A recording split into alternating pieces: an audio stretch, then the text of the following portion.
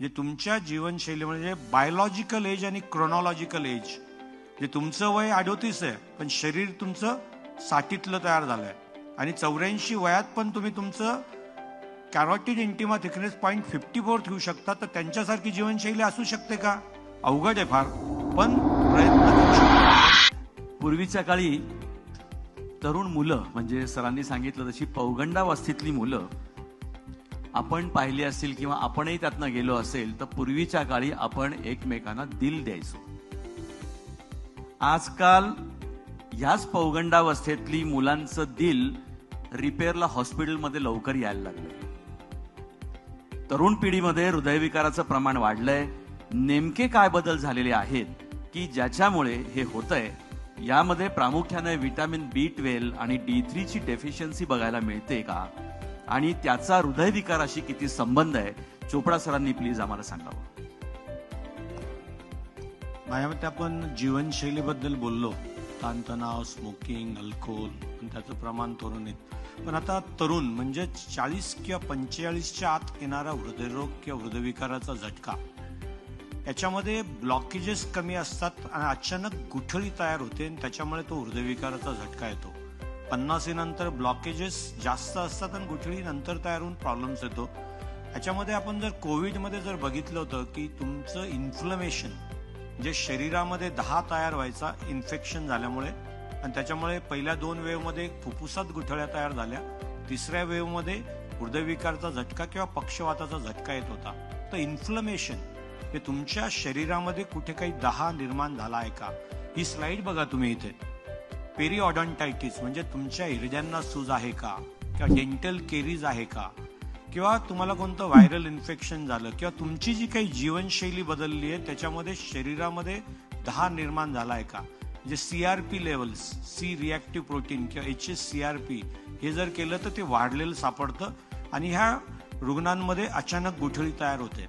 हा एक नवीन risk factors तरुणाईंमध्ये आहे. दुसरं B12, B1, B6, B12 deficiency. आज जर तुम्ही B12 किंवा व्हिटॅमिन Dच्या जर लेवल्स केल्या तर B12 80, 100, 120 असं सापडलं जातं.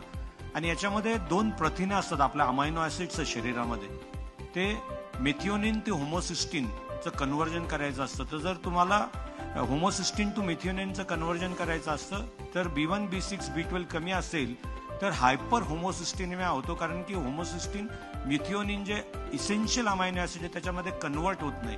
आणि तुम्ही जर तुमच्या होमोसिस्टिन लेवल्स केल्या, ज्यांना B1, B6, B12 डेफिशियन्सी आहे, ते जास्त प्रमाणात 30, 35, 40 असं सापडतं आणि त्यांच्यामध्ये अचानक गुठळी तयार होण्याचं प्रमाण जास्त आहे.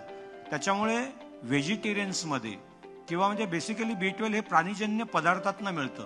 दूध, दही किंवा फर्मेंटेड प्रॉडक्ट्स, जे कोणतंही पाणीपुरीमधलं पाणी जे काही फर्मेंटेड असतं त्याच्यातही B12 असतं. तर आज जर तुमच्या आहारामध्ये तो महत्त्वाचा बदल झाल्यामुळे B12 डेफिशियन्सी आहे.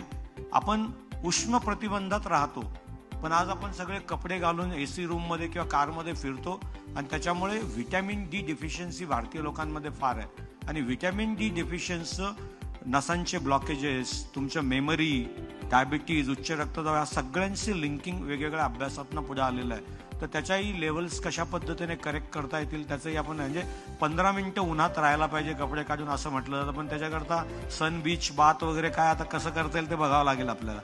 लहानपण परत पाहिजे उघडं नागडं खेळायला. आणि हा एक रिस्क फॅक्टर जे आपण स्मोकिंग बद्दल बोलत होतो ना, एअर अँड नॉईज पॉल्युशन. जे आज जर आपण बघितलं की नाशिकमध्ये मेट्रो सिटीज सारखी परिस्थिती झालेली आहे. प्रत्येक चौकांमध्ये ट्रॅफिक जाम आणि त्याच्यामुळे नॉईस आणि एअर पॉल्युशन, जे काही हायड्रोकार्बन्स रिलीज होत आहेत आणि त्याच्यामुळे सुद्धा अचानक गुठळी तयार होण्याचं म्हणजे स्मोकिंग केलं किंवा ह्या हायड्रोकार्बन्समुळे तुमच्या शरीरामध्ये निकोटीन जातं, त्याच्यामधनं हृदयाची गती आणि रक्तदाब याच्यात बदल होतात, त्याच्यामुळे नसांच्या अस्तरांना इजा होतात आणि अचानक गुठळी तयार होण्याचं प्रमाण वाढतं. हे असे काही नवीन रिस्क फॅक्टर्स आहेत जे तरुणाईमध्ये त्यांच्या जीवनशैलीबरोबर ऍड झाले. म्हणजे ताणतणाव, झोप व्यवस्थित न होणे, तर अचानक गुठळी तयार होते आणि त्याच्यामुळे हृदयविकाराचा तरुणाईंमध्ये झटका येतो. आणि ही स्लाइड बघा तुम्ही. अय्यंगार सर आहेत, पद्मविभूषण, 94 वर्ष जगले. ही स्लाइड एक 38 वर्षाचा तरुणाचा आहे आणि हे 84 वर्षाचे अय्यंगार सर आहेत. आम्ही कॅरोटिड इंटिमल थिकनेस म्हणजे तुमच्या ब्रेनला रक्त पुरवठा करणारी जी नस आहे त्याचा जर इंटिमा म्हणजे त्याचं जे काय अस्तर आहे त्याचा जर थिकनेस मेजर केला तर तो अय्यंगार सरांचा 0.54 आहे आणि इथं जर तुम्ही बघितलं त्याचा 0.84 आहे. जे तुमच्या जीवनशैली म्हणजे बायोलॉजिकल एज आणि क्रोनॉलॉजिकल एज जे तुमचं वय 38 आहे पण शरीर तुमचं 60तलं तयार झालंय आणि 84 वयात पण तुम्ही तुमचं कॅरोटिड इंटिमा थिकनेस 0.54 ठेवू शकता. तर त्यांच्यासारखी जीवनशैली असू शकते का? अवघड आहे फार, पण प्रयत्न करू शकतो आपण की जेणेकरून तुमच्या नसांच्या अस्तरांची जाडी वाढायला नको आणि ह्या आजारांपासून दूर कसं राहता येईल त्याचा विचार करायला पाहिजे. दिस इज बेसिकली तरुण थँक्यू. जीवनशैली. अतिशय सुंदर सांगितलं.